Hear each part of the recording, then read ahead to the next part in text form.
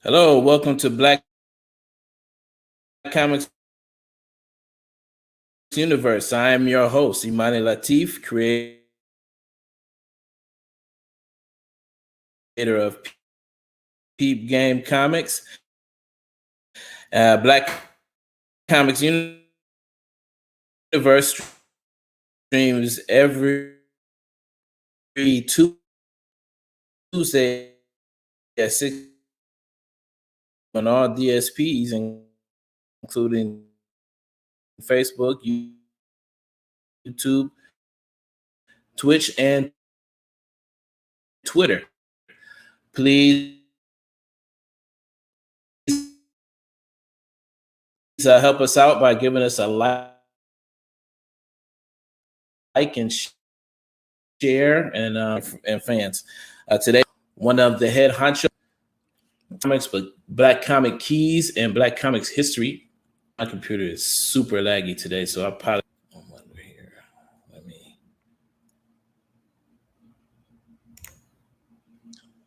Hello, everyone. How are you doing? Imani, your camera is kind of dragging, so I can't hear you, but I'm glad to be here. I believe Imani is experiencing technical difficulties. While he gets stuff reset there, Marcus. Okay. Imani's having typical back from a holiday technology. Let me know when you're good to go, buddy, and I'll bring you back in. So Marcus, why don't you start telling everybody about your day job? You're here to talk about the history of Black comics, and it's always real interesting to hear you talk about it. But tell everybody what your day job is. My day job is I am the COO of Second Sight Publishing, Bradley Golden being the CEO. We are a small press, independent comic book publishing house. And we currently have maybe 35 or 40 titles signed to our roster. This month in previews, being the Horror Month special, we've published 8 different horror titles for retailers to get out and choose from. And Imani is back. What's going on, Imani? Lemony Snickets, Marcus. Lemony Snickets. I hear you. But yeah, is that better, Kyle? I don't think it's as laggy as it was before. All right, I think we're good. All right, so although I look like I'm in a fishbowl, but either way, we're good. So check it out. So yeah, like I said, when I hit you up on Facebook, I just picked up a copy of Invisible Men, and I was really excited about that. And like I was telling you, a lot of the creators in this book we've discussed on here, before. And I wanted to, but it was interesting because we talk a lot about Black comic book collecting and Black comic book keys. And these actually, not just this book, but these last couple of weeks have been really huge for Black comics when you think about it. All right, yeah, Kyle can hear and see me. All right, good. We're on the money. So I've been noticing like the last couple of weeks have been really huge, and I want to get your take on some of the books, like some of the key books that came out this week. Like for instance, and I'm not sure if everybody's hip to this, but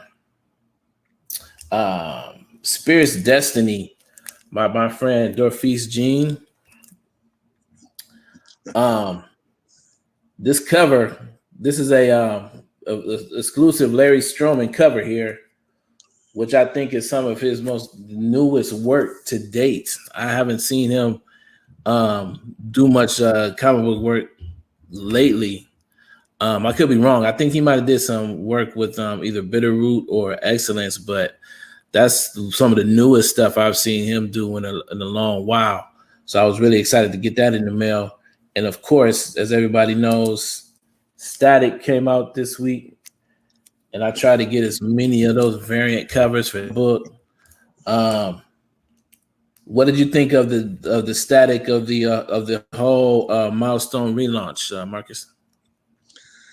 Well, I personally, and I know this is, I'm probably echoing a lot of people's sentiments, but I personally feel like it is one of the biggest things this year because we have been wanting to see the return of these characters. We have been wanting to see really the excellence in comics that Milestone represented and still represents. And more importantly, we want to see more heroes that look like us. We want to have more stories out there that reflect our experience, but they are in the superhero genre. You know, right. We have been asking for this, and we believe now with Milestone's return that we'll start getting those things. So it's very big. Now, I hadn't read it yet. Not yet. I'm going to try not to do like I did with the original Milestone books, buy them and just don't open them. I just want to preserve I don't want to get fingerprints on them. I don't want to breathe too hard on them. Yeah. I'm going to try not to do that. But as you said, we discuss often collecting these comic books and things that will be key collectors. And this Static, we know, is definitely a key collector. It is definitely a key collector. Every variant, every cover, it's going to be a key collector. There's some variants I haven't been able to find. They're already selling one of the variants. I think the black and white Koipel variant of Static. I've already seen it for $70-some already. Wow. And I haven't, and it's weird. It's like, I'm not sure. It's weird because I have sort of like gotten back into collecting. So it's sort of like I'm not totally aware of all the rules behind all these variants and stuff like that. So for instance, the local shop that I picked up my variants from, right? Now, all the variants are cover price regularly for have the regular cover price on it. But immediately, for instance, the Dennis Cohen variant was already priced at $35. They didn't waste any time. It just came out that day, but it was already priced at $35. I saw a copy of the black and white version cover of the Oliver Koipel cover. It was already priced at close to $80. And I was like, oh, I thought there was sort of like, I thought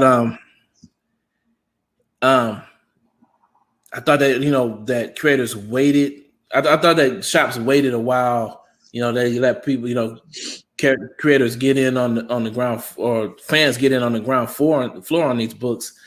But immediately, man, these books are going through the roof, man, already.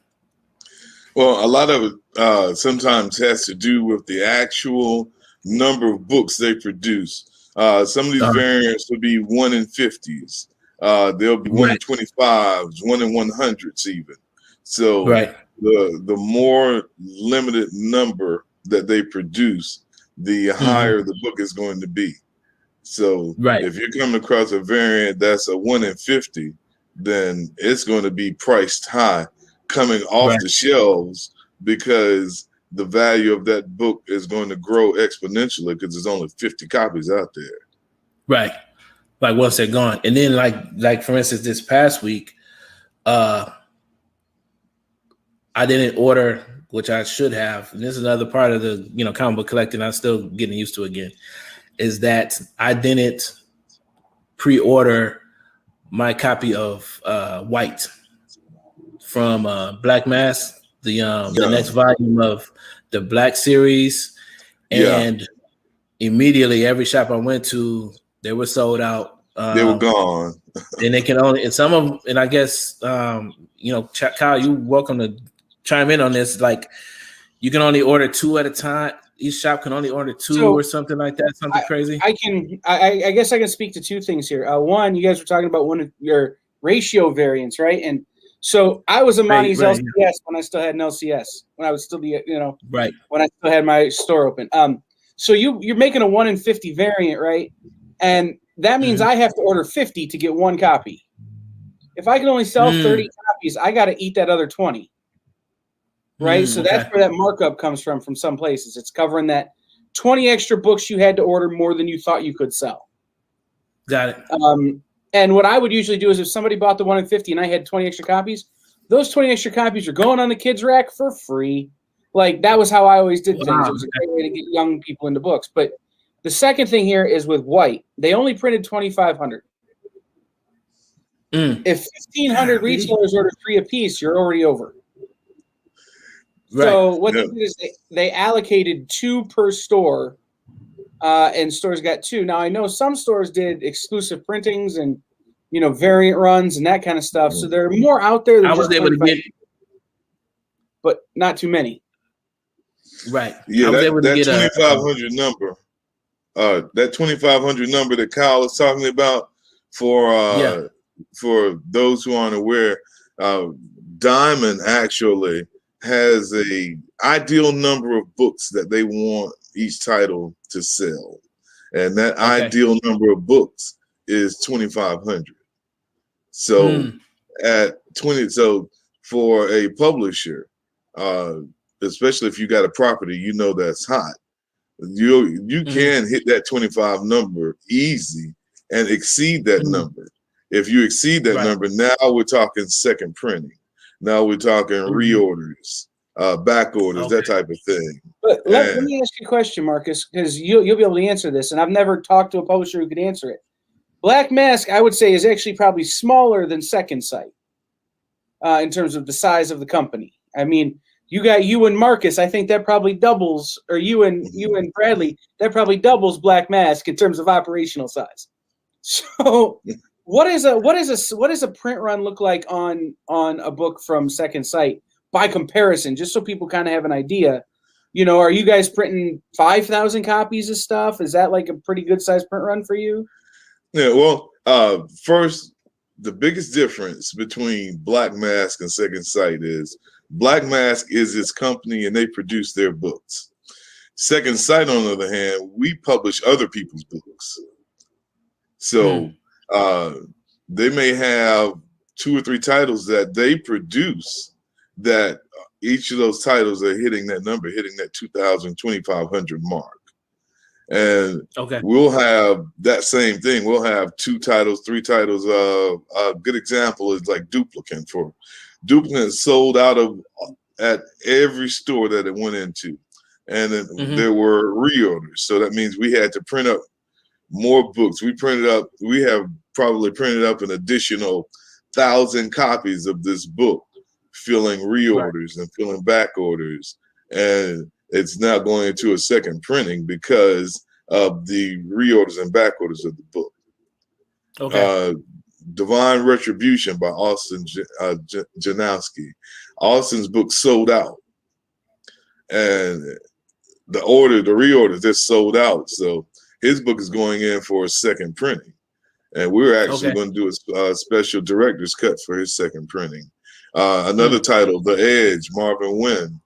His title, his number one, sold out, went for a second printing, which means those titles hit that number, that ideal number that Diamond wants to, and then it exceeded that number. Right. So those books go move on into the 3,000 range and 4,000 range. Okay, got it. And see, and you know, I was going in a particular order, but now I want to jump to a couple of questions that I have for you now, because I think the conversation we have right now goes perfectly with this. So in our culture, they definitely have pushed the idea of being independent or remaining independent, not signing to, you know, major publishers and things like that. You know, relying on Kickstarter, right? To fund their books and to fund their, endeavors, especially in comics, right? Mm-hmm. But I'm starting to rethink the whole strategy, and especially after I met you, it actually got me to thinking a little broader on the whole idea of comic book publishing as an independent creator, only because it's like when independents begin to scale, they really need to rethink and reevaluate how they approach selling comics. You know, when you're talking about 2,500, selling 2,500 comics, the vast majority of independent creators aren't doing those numbers. And that's nothing to take away from the work ethic that I know for a fact that they're putting in. Like I see the quality of work that they're putting out, the marketing that they put behind their Kickstarters and things like that. But it isn't until they have stepped into, in some shape, form, or fashion, into the direct market, then they see the numbers, that they're, the ideal numbers of, 2,500 copies and things like that.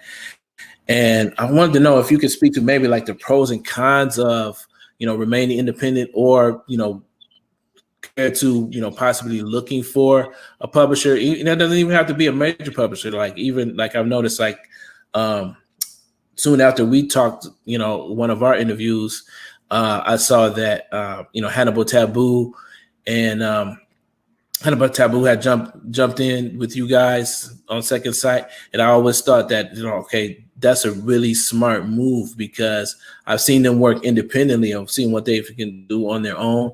And I think that, them working with a publisher that has a deeper, say for instance, a deeper, a deeper vehicle, basically has a larger audience. There's a bigger platform. A bigger platform, yeah. And I wanted you to speak to those concepts. Well, I often compare this to the college basketball, to the finals, because I remember coming up and seeing college teams that dominated. I mean, they were always there. And then all of a sudden, a team like Loyola will pop up. Right. And they will make it, they will get past the Sweet 16, and they'll get there in the Elite 8. And then, they may get beaten, but it's a wake-up call for all those other big schools that there are sleeping giants out there. Mm-hmm. Yeah. And you see it all the time. You see it all the time. And I imagine these coaches telling their players from these smaller schools, you are in the dance. You are at the big show. This is where, when you started dribbling the ball as a little guy, this is where you envision yourself being. You are here. So now let's show everybody that you deserve to be here and why you are here. So Right. that's independent comic book creators coming onto the bigger platform, because there are sleeping giants like Hannibal and Quinn, like Ramon Bovilla, like Jonathan Hedrick, like Alfred Page, like Aaron Pahar.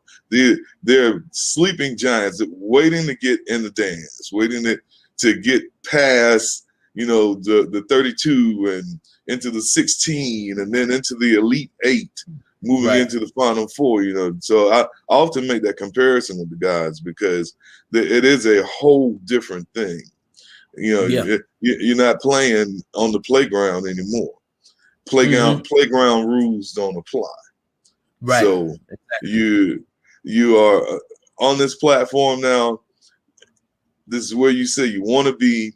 So let's show them why you deserve to be here. Which means, you know, let's provide the best content, the highest quality content that you can.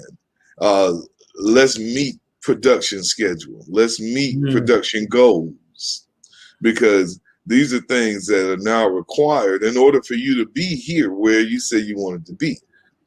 Now that's a really good point. Like, would you say that's one of the biggest differences of, you know, between sort of like doing it on your own than compared to, say, it's not even just leveling it up into the direct market, like being able to stick to a strenuous production schedule? Yeah, production schedule is probably the biggest key, in that, you know, when you have a property and you are publishing this book, and now it's hit the retail stores, you're building a fan base. Now, how long does your fan base have to wait for your next issue? When you are self-publishing, or when you're not publishing in the mainstream, which is very demanding, then you can turn out books as often as you want to, every year, you know, every 6 months, that type of thing, because you create your own demand and supply. But when you're in the mainstream, you are in a whole nother supply and demand chain. And the demand, particularly if you have a property that people are digging, you know, if everybody's loving your book and you're selling 2,000, 3,000 copies of your book, then they really don't want to wait 6 months for the next issue, because that 2,000, 3,000 is definitely going to drop. It can get cut in half, and you'll see an exponential loss in numbers the longer that fans have to wait. So being able to produce the material. Now, the whole thing is, when you're talking about competing with a company like Marvel or DC, who produces titles every month, we as a small press company, we actually only have one title that we were able to do that with, which was Marvin Wins The Edge. We're going to do that monthly. But for the other creators and their properties, and knowing their production and knowing what is comfortable for them, we went bi-monthly, because now with a bi-monthly schedule, you have 2 months between the time your book hits previews and the book hits the shop. It's a 2-month period. So if you already have a book done, now you've gained 4 months. And in 4 months, the average creator can actually produce a book, because what's required is money. These guys, if you're artists, as long as you're paying your artists, then they're going to work. It just happens like that. And as long as your publishing company is paying you, then you're able to pay your artists. So, and I work in print, and I know, not in comics, but I work in magazine publishing, and that 2 months sounds like a long time, but it's not. It's like it's really more like a month and a half, if that. It's really, it's like that's a tight window. So it's like 5 weeks. It is 5 weeks. And that 5th week is sort of like it's hell week. Like Is. it's got to be on the page and out the door, man. But I can talk about that, even in more depth, because that production schedule, I think I think you're right. I think that's probably the biggest thing that a lot of indies don't necessarily discuss, because I'm in a lot of circles where they talk about the business of creating independent comics and stuff like that, but they're not talking about it on the scale that I know is necessary to really reach the numbers that they really want to get to. It's sort of like the average independent creator that I talk to is selling around, 300 to maybe 500 books every time they put out a book. But that production schedule, we're talking about 6 to 8 months in between each book that they put out. Yeah. So I think I'm starting to understand where and how to scale that their work is in their production schedule. Well, something else too that I think the independent creators lose sight of is these big corporate comic companies. And that's really what they are. They're corporate comic companies. And what they do is they have planning and strategy meetings. They bring in, if they know what they want to do for the upcoming year, they bring in the people who they want to do this project, and these people get to work. And before that project actually hits the stands, they're 6-7 issues into it. Or if it's a mini series, they've written all 5 issues.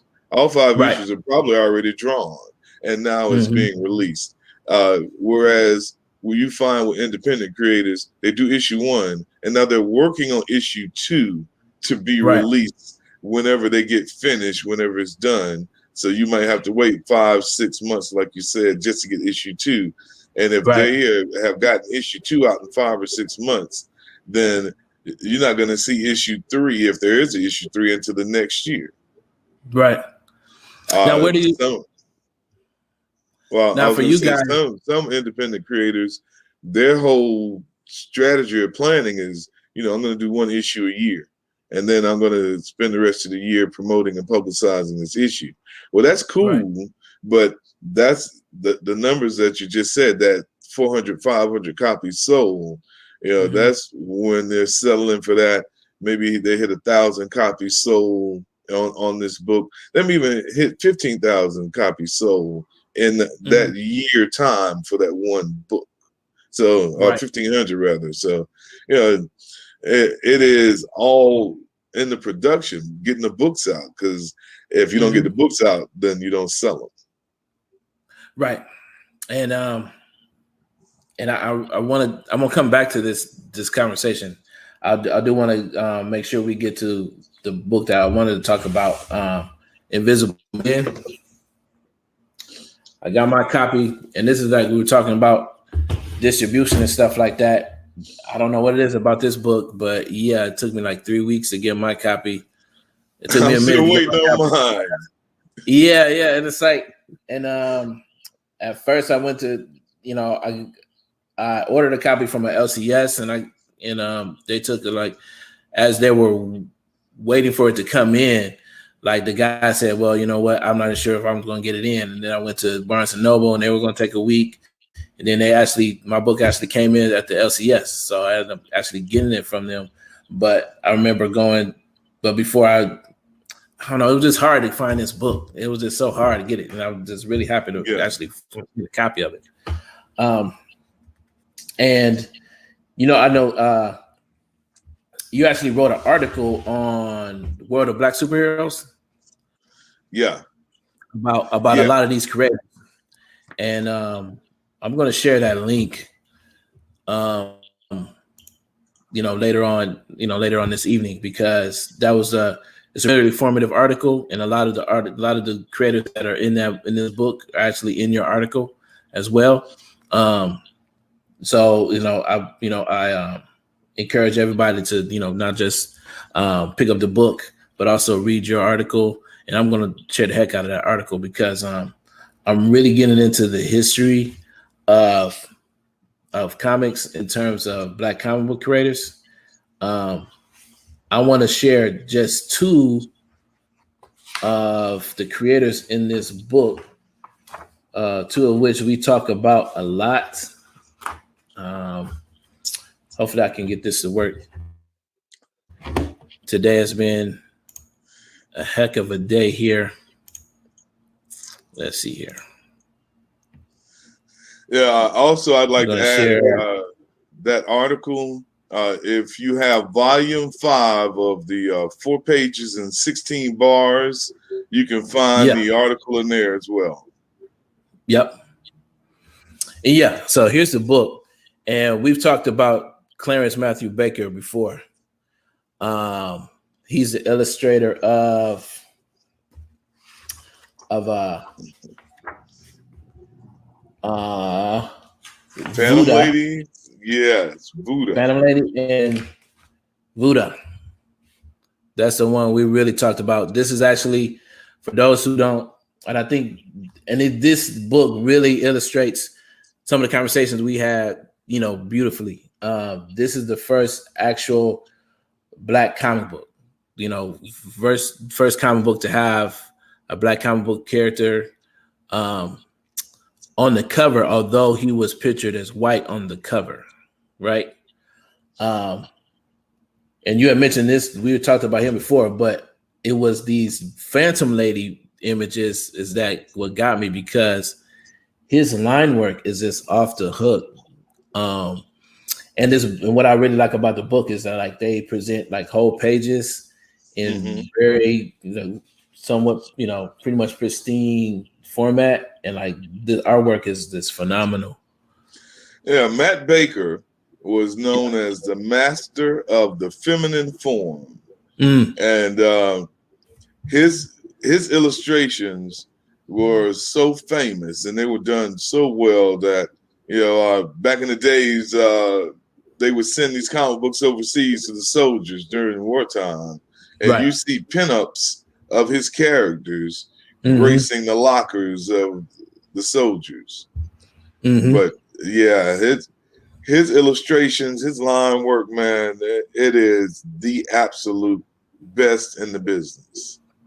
Man, I was just blown away by some of the work, and what's really interesting about the book is not only does he talk about basically how these artists were trained and how they got into the business. He also discusses by and large how these generationally Black folks migrated to the North, and where they found, and this is where in the North is where they found these jobs in illustration, working for publishers and things of that nature. So he also discusses how these artists actually broke into the industry, and a lot of them broke into the industry very young, right? I don't know if you know this artist, but I found something that I know that you're gonna dig, man, and that is well, first I gotta, again, like there's some in this book, these Phantom Lady pages are just amazing, man. Like from the lettering, everything. It's like I can't help myself. It's hard to believe that these books are from the 40s. Yeah. And this is the level of skill and craftsmanship that was being produced in comic books in the 40s. And to a degree, it feels like it's better than it is now. And I only say that because I don't want to be like an old fogey or anything, but it's sort of like, even when I see a lot of student work too, or like, beginning artists, work from beginning artists. And I know the tendency to over render their work is present in a lot of beginner work. And these pages are perfectly rendered. You know what I mean? It's sort of like just the right amount of line work and ink and, attention to detail. And, I would encourage any artist to study these pages, You're talking about layout and storytelling. Yes, it's really, really, really good work. But what I thought you would really dig would be this here. Alvin Carl Hollingsworth. Are you familiar? Yes, I'm very familiar with Alvin Hollingsworth. I was introduced to Alvin Hollingsworth from the Negro Romance comics. Okay. Okay. Right. Yeah, he was hired in to provide the art for the Negro comics, as well as some other comics, as you see, the Diary of Horror. And I want to kind of go back to one of the things you were saying, as far as Matt Baker and the history and how the guys got on, because I'm quite sure Alvin Hollingsworth was a part of this same type system. But the book mentions a gentleman named E.C. Stoner. Yes. E.C. Stoner was a descendant of a slave, one of George Washington's slaves.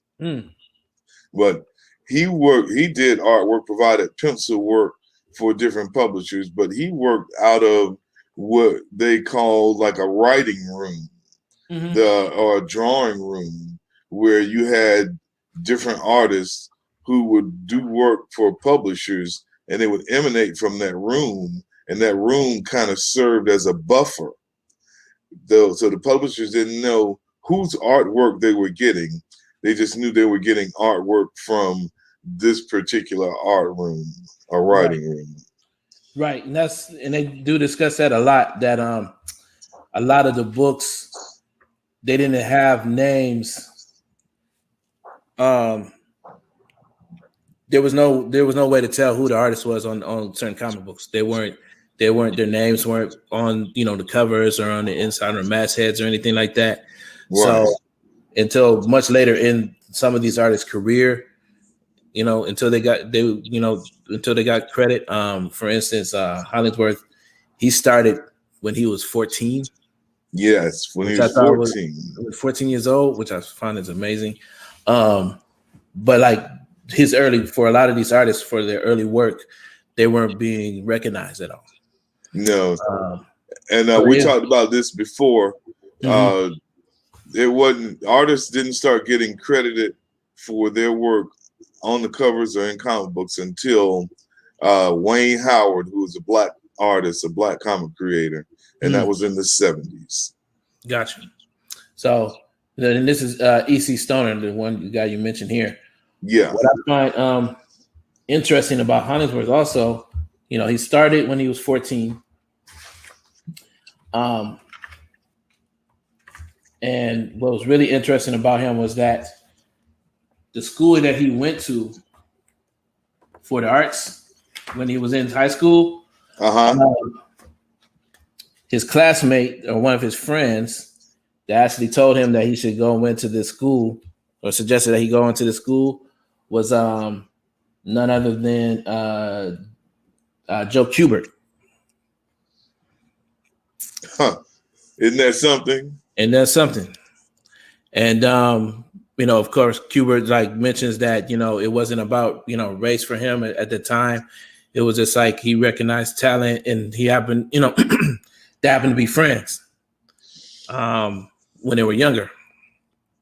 And so just to see how, what I'm learning a lot about the comic book industry, overall as well, not just historically, but when it comes to business, who plays a huge role will play a huge role in your success. You know what I mean? So it's like, I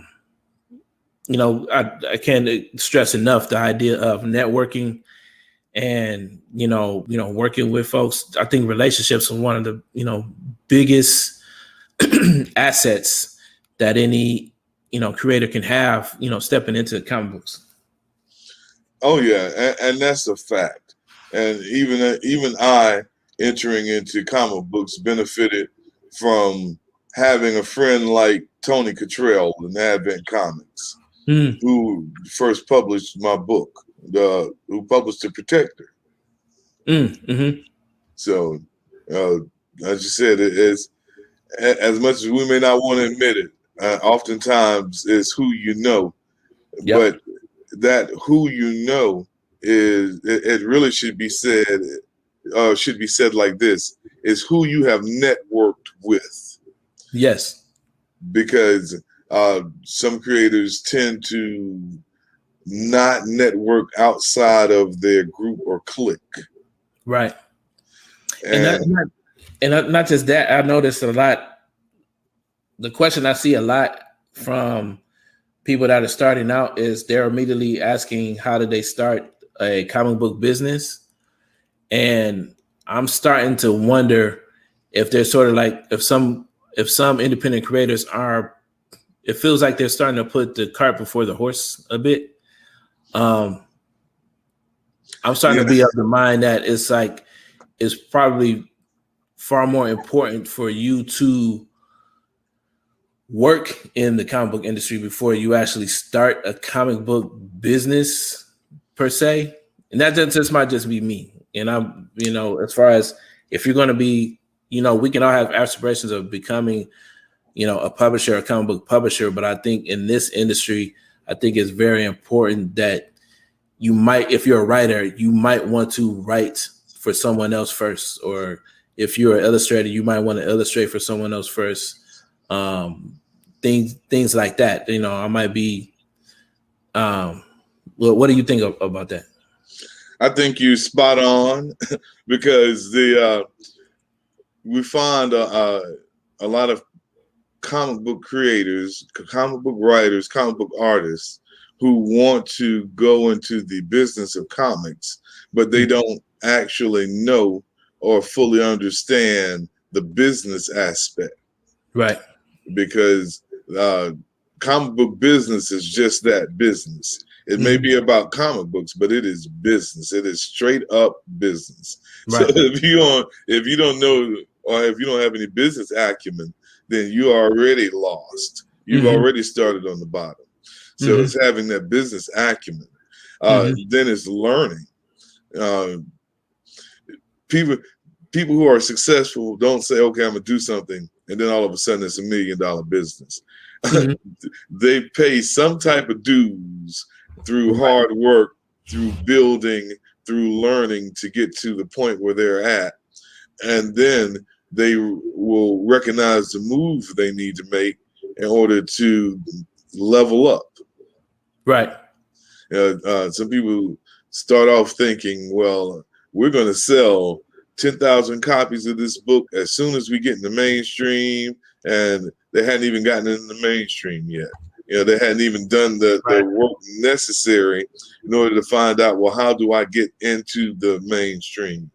Or they talk about selling books and don't understand about distribution networks, things of that nature. So you got to learn. If you don't know, then you won't be able to take advantage of it.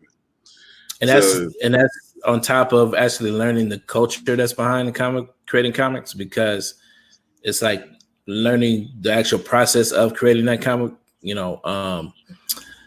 learning the process of visual storytelling compared to prose writing and things like that. It's definitely is several learning curves, not just one or two. It's several learning curves to tackle in order to actually have a quote unquote comic book business. And but at the same time, what's beautiful about it is there's several ways you can approach it. You don't have to necessarily approach it from a huge distribution, platform. You can approach it from, if you're just, you can approach it from being published by a major publisher, pitching your idea to a major publisher. You can approach it from, as small as, in the small press, creating mini comics. I've gotten some books from creators that are, it looks like this book was made on, some type of photocopier, but it's quality work. And it's sort of just a small press, a boutique style book. Right. But that's mine. And what's amazing is that those creators go on to work create, work for major publishers, based off of the popularity of those small books. So these, there's something to be said about, basically being a part of the culture. Right. Well, that's how we got started. Yeah. With Second Sight. Bradley Golden, he published his first book out of his mother's basement. Ran off copies of the pages and hand stapled them together to make a book, and would take them to cons to sell. The equivalent of selling out of your trunk. So getting started, just understanding the process is important. Right. Setting goals is important. That one of the what we say is an advantage there with Second Sight, for example, and I know we aren't the only company like this, but what we feel is an advantage is the fact that we aren't a bunch of corporate people. We all are independent comic book creators, and we have pooled our knowledge together to form a company. But we are independent comic book creators, so we understand the culture. We understand the lifestyle. We are our creators, and I say that often because we know what it means to have that primary job, the one that's actually putting the money in the house and paying the bills, and yet you're trying to produce a comic book and get that going at the same time, and you have that pressure, making that sacrifice, and just having a publisher that understands that is important as well. And as you mentioned, as far as publishing your work with other publishers, that was one of the first things we did. Once we came up with a property we felt like would sell, which was the Mississippi Zombie, we pitched the Caliber Comics. So that's initially how we got into the whole distribution network, into the mainstream through Caliber Comics, and they still publish Mississippi Zombie. Once I started to realize, like, and again, like once I really paid attention to like the work that you're doing, and how broad of a scope you guys have, I'm starting to realize it's like there's so many different ways to approach this, and I feel like I'm going back to share with independent creators, like, okay, like the next time I get that question as far as how do I start a comic book business? It's like, I used to have like only 2 or 3 answers, but now it's really like closer to like 10 or so. If you really want to get into this, there's tons of ways you can approach this. And I had one, even in the level, even the level that you want to be on when you're doing the business. Not everyone has aspirations of being in Diamond and having their books distributed out worldwide. They are comfortable having their book, publishing their own books, being able to control every single aspect as far as how the book is distributed, where the book is distributed, how they market the book, and they're comfortable with the amount of sales that they receive from doing it their way. And it's important that they do it their way. While you have others, we come across creators whose main goal or aspiration is to be published by Diamond. That's what they want. I want to get my book in Diamond. I want to get in the retail stores, and because that is their aspiration, then because we are in the position to do it, we accommodate them. But we weren't always in that position to accommodate them. Let me get my phone here. There you go. Yeah, we weren't always in that position to accommodate them, and we had creators who passed. We've had guys tell us, no, I'm waiting on Dark Horse. I'm waiting on Image to pick us up. And I scratch my head like, you realize that your book will be going into the same place where Image and Dark Horse are going to be putting their books. The exact and I will attest to that. The last time I was in the LCS, I looked up, and it seems like, I don't know what y'all been doing, but it seemed like all of a sudden it's just like y'all were here, and then all of a sudden it's like I've seen issues of chess in my LCS. one of the books that you guys print out, and I think about 3 or 4 other titles, man. I see you on the rack every week, and I have to admit there's something to be said about that. You know what I mean? Because and I, you might be waiting for maybe a bigger advance from a bigger publisher or something like that. But if your idea is to get that major distribution, I will admit that, yes, Second Sight is basically putting books on the rack. If it's sort of like was that the episode of Wire on HBO show where they talk about like drugs on the table. It's like this definitely. The Second Sight is definitely putting books on the rack. It's like, if the business model is that simple, if like you just want to see your book in the shop, the books on the rack, the Second Sight is doing that, man. And I love the work ethic y'all putting behind it and everything you guys are doing lately. Well, we consider ourselves, and we'll probably always consider ourselves to be independent comic book creators, and as a company, having that independent comic book creator mentality, we get out and we hustle, we grind. We hit the pavement. We once again, we understand what our creators want because we are our creators. They want exposure. Not trying to be brag or anything, but last year we were mentioned one time, maybe twice in Bleeding Cool. This year, almost every month. So that exposure, getting that, getting the names and the titles out there. You can see the momentum too. It's like that. It starts. It might start out small, but I'm starting to see how it's starting to fall over itself. It's like. I've seen it all, all within the last year, man. So kudos to you guys, man, for sure. We appreciate it. Because we represent independent comic book creators, and to have someone like Hannibal and Quinn, Ramon Gavia, Jonathan Hedrick, these guys come to us and say, "Look, we like what you are doing. We trust that you all are going to take our properties and help us take them to the next level." And that's the big thing for Bradley and I. And that motivates us, the fact that people are trusting us to, achieve their dream. Yep. So that's definitely motivation.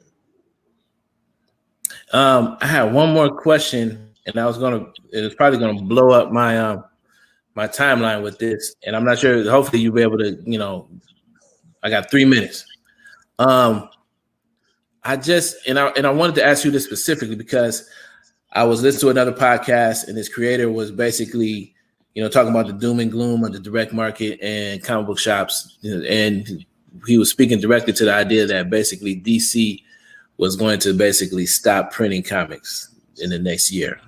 I know it's a crazy idea. And the more I think about it, it's like, it sounds even more and more ridiculous, but do you guys operate under any type of sense of urgency like that? It's like in the event that does happen, like you guys have the wherewithal to like step into the void?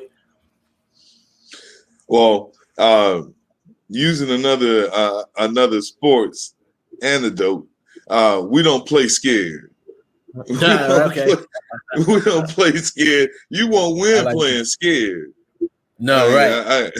So we don't play scared. We are attacking the market.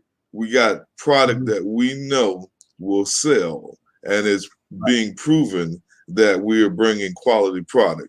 So not to sound once again, all with bravado or whatever, but we're not worried about what DC is going to do, because if DC stopped printing comics today, then there are a whole slew of people ready to step up into their place to provide the content that DC would be taking away.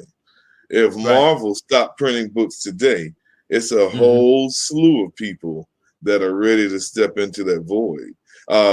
One of the things that I appreciate about Diamond is that because they saw how things were going with Marvel and DC, they said, we are going to bring more independence to the forefront. You know, we're not going to be held captive by these guys who think they run the market. So they have made a concerted effort to bring in more independent publishing companies like us, like Tony Cottrell and Advent. You know, and kudos to Tony, congratulations, because that's a big step for his company. That's moving into the next level, a level that he wanted to go to, as far as obtaining now more distribution, a wider distribution network. So I encourage any independent comic book company, if you feel like you have the product and can meet the production, then approach them and reach out to them. Kick their doors in, do what you got to do to get their attention and get your stuff in front of them, because they are actually looking for you. Yes, they are looking. And with that, I think I'm running out of time here. And for Marcus Roberts of Second Sight Studios, at Second Sight Studios on all social media, and for me, Second Sight Publishing. Second Sight Publishing, my fault. Second Sight Publishing. For me, Imani Latif for Peep Game Comics, and Kyle for The Experience. We are out. Thank you for watching Black Comics Universe.